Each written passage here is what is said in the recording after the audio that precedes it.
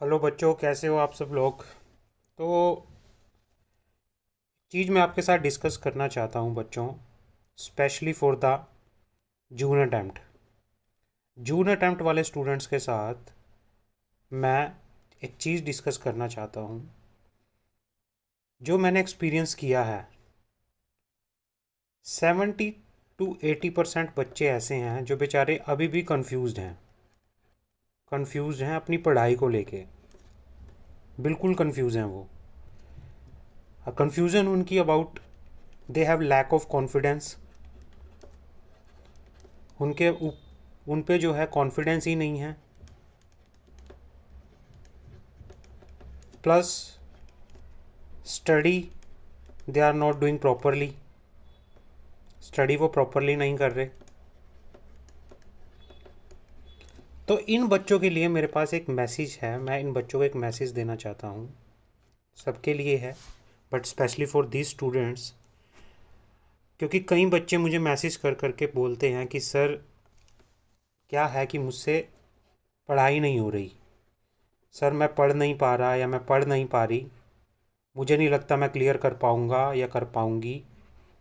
तो इन सारी सिचुएशंस को लगते हुए मुझे सिलेबस कवर नहीं हो पा रहा अपना। देखो बच्चों, ऐसी सिचुएशन तब अराइज होती है जब आप अपनी स्टडी को मैनेज नहीं करते। तो फर्स्ट ऑफ ऑल आपका क्या होना चाहिए, आपकी मैनेजमेंट अच्छी होनी चाहिए। मैनेजमेंट आपकी क्या होनी चाहिए, अच्छी होनी चाहिए इन योर स्टडी। और वो मैनेजमेंट कैसे आएगी? वो मैनेजमेंट आपको डिसिप्लिन लाना पड़ेगा। आपको डिसिप्लिन लाना पड़ेगा अपनी स्टडी में। कंसिस्टेंसी लानी पड़ेगी, डिसिप्लिन लाना पड़ेगा अपनी स्टडी में। तभी जाके आप क्या कर पाओगे, अच्छे से अपनी प्रिपरेशन कर पाओगे। जून अटैम्प्ट के एग्ज़ाम, जून आ गया है बस। अब ये फरवरी भी ख़त्म होने वाला है, ठीक है ना। अभी भी बच्चों के जो सिलेबस है वो कंप्लीट नहीं हुआ। फर्स्ट ऑफ ऑल तो सिलेबस अभी भी बच्चों का आधे बच्चे बोलते हैं कि सर हमने तो अभी तक स्टार्ट भी नहीं किया, तो कैसे प्रिपेयर करें। आधे बच्चे बोलते हैं कि सर इतना चैप्टर हुआ है। आधे बच्चे अभी भी सोच ही रहे हैं कि सर हम जून अटैम्प्ट दें या ना दें, ठीक है ना। तो बहुत ही ज़्यादा बच्चों के अंदर कन्फ्यूज़न है इस चीज़ को लेके। बच्चे सिर्फ ऑनलाइन लेक्चर परचेज तो कर लेते हैं, बट उनके अंदर लैक ऑफ गाइडेंस है। गाइडेंस गाइडेंस की कहीं ना कहीं उनके अंदर कमी है। उनको नहीं पता कि भाई कोर्स को किस तरह से प्रिपेयर करना है, कोर्स में आगे किस तरह से बढ़ना है, उनको नहीं पता। तो सबसे पहले बच्चों देखो, मैं ये कहता हूँ, आपने कितना प्रिपेयर कर लिया है, कहाँ आपका सिलेबस कंप्लीट हो चुका है, वट एवर। बट मैं रिवीजन के लिए आपको कुछ मैसेज देना चाहता हूँ। आप अपनी रिवीजन स्टार्ट कीजिए। तो रिवीजन स्टार्ट करने से पहले जो पहला स्टेप है, आपके अंदर कॉन्फिडेंस क्यों नहीं है बच्चों? जस्ट बिकॉज ऑफ दैट आपने अभी तक अपनी स्टडी को लेके कुछ भी सीरियसली स्टेप नहीं लिया। अगर जो बच्चे ये कह रहे हैं कि आई एम नॉट कॉन्फिडेंस, मुझे नहीं लग रहा, या बच्चे डाउट में हैं, कंफ्यूज हैं, तो they are not taking currently, they are not taking properly step to manage their study. अपना टाइम टेबल, एक टाइम टेबल अपना फिक्स करो अच्छे से। अपना टाइम टेबल एक अच्छा फिक्स करो। आपके जितने भी सब्जेक्ट हैं, ऐसा नहीं है कि आप एक दिन में सारे सब्जेक्ट करो, ऐसा कुछ भी नहीं है। आपके जो भी सब्जेक्ट हैं, कंपनीज एक्ट हो गया, सेटिंग अप ऑफ बिजनेस हो गया, जीआईजीएल हो गया, टैक्स हो गया, या फिर कोई भी मतलब economic law, security law, what ever, कोई भी एक्स वाई जेड आपका सिलेबस जो है, सब्जेक्ट जो है, उसका एक प्रॉपरली क्या है टाइम टेबल सेट करो। आपका टारगेट होना चाहिए, अभी क्या है ये, फरवरी है, फरवरी क्या है, हाफ है अभी, फरवरी हाफ है। मार्च है आपके पास, अप्रैल है, मई है, जून में तो आपके पेपर होंगे, ठीक है ना। आपके पास 3.5 मंथ्स हैं, 3.5 मंथ्स है। 3.5 मंथ को आपको कैसे यूटिलाइज करना है उसके रिगार्डिंग मैं आपको कुछ बताना चाहता हूँ।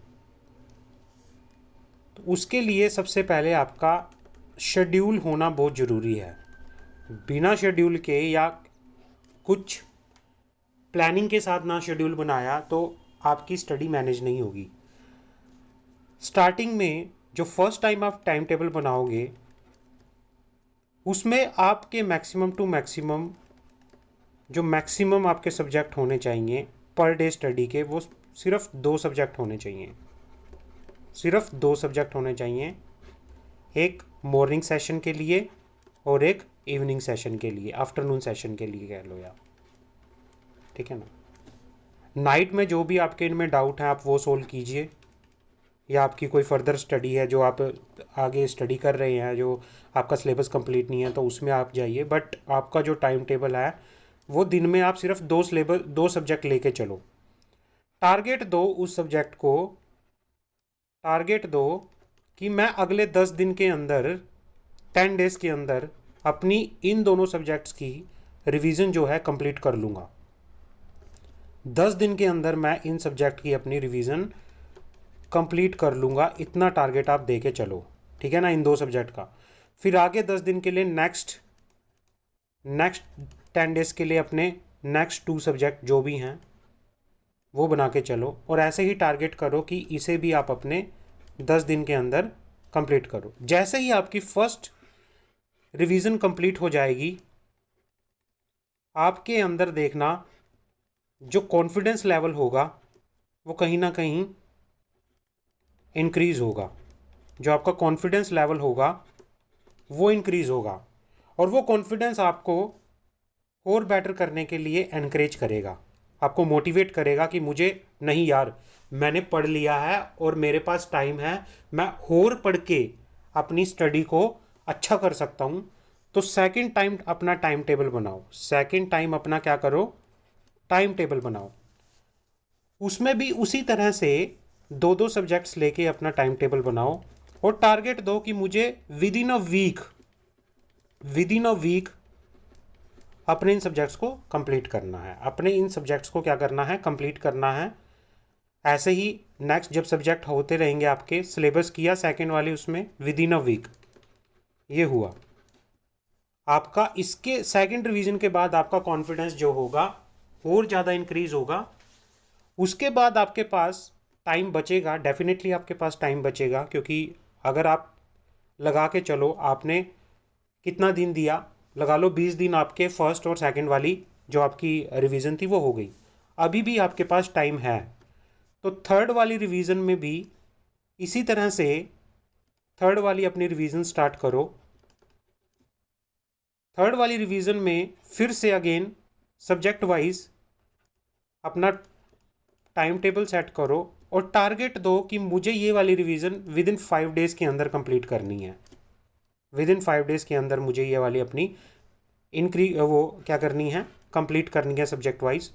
और इसी तरह से आगे फिर अपनी जो आपके पास अगर टाइम बचा फोर्थ रिवीजन का या फिफ्थ रिवीजन वट अगर आपके पास टाइम बचा, और वो डेफिनेटली बचेगा, जैसे जैसे आप क्या करोगे, देखो स्टडी करने का सिंपल फंडा है। स्टडी ये कहती है कि मुझे जितना टाइम दोगे, स्टडी ये कहती है कि मुझे जितना टाइम दोगे मैं उतना ही आपके साथ फ्रेंडली होती जाऊंगी।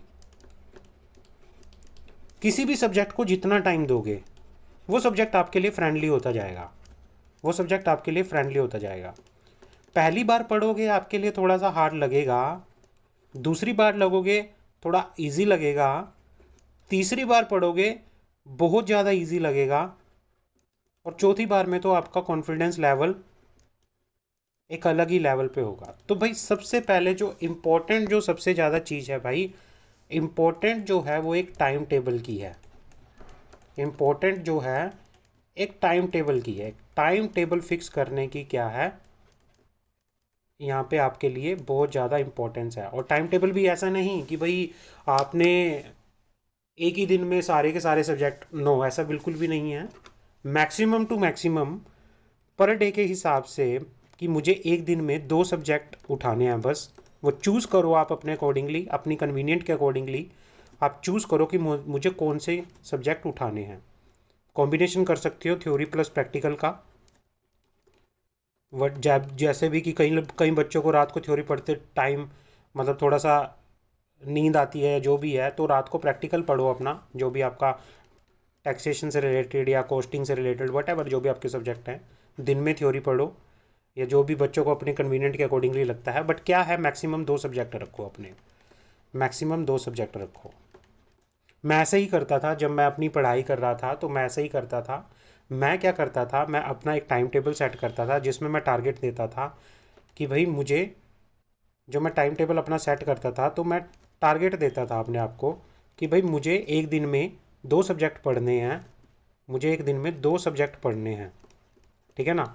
और उसमें क्या है, 2 सब्जेक्ट पढ़ने हैं और मुझे कितने दिन का टारगेट देना है इसको, 10 दिन का, कि मुझे इस आने वाले 10 दिन के अंदर अंदर ये 2 सब्जेक्ट अपने ख़त्म करने हैं।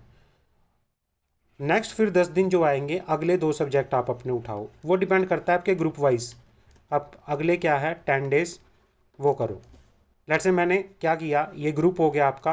अगर कोई एक ग्रुप दे रहा है तो आपकी यहाँ पे 20 दिन के अंदर अंदर, 20 डेज़ के अंदर अंदर आपकी वो फर्स्ट रिवीजन जो है, फर्स्ट रिवीजन में टाइम लगता है क्योंकि अंडरस्टैंडिंग करके पढ़ना होता है। सेकंड रिवीजन में उतना टाइम नहीं लगेगा। सेकंड रिवीजन में आप अपने डेज ऑफ, जो डेज हैं आपके, उसको थोड़ा सा लेस कर दीजिए, क्योंकि सेकंड रिवीजन में आपको रिवाइज करना, आपको कंसेप्चुअली पता होगा। तो उसमें वही 2 सब्जेक्ट उठाओ आप अपना, 2 सब्जेक्ट्स उठाओ आप। इसको वीक, एक हफ्ते का टाइम दो।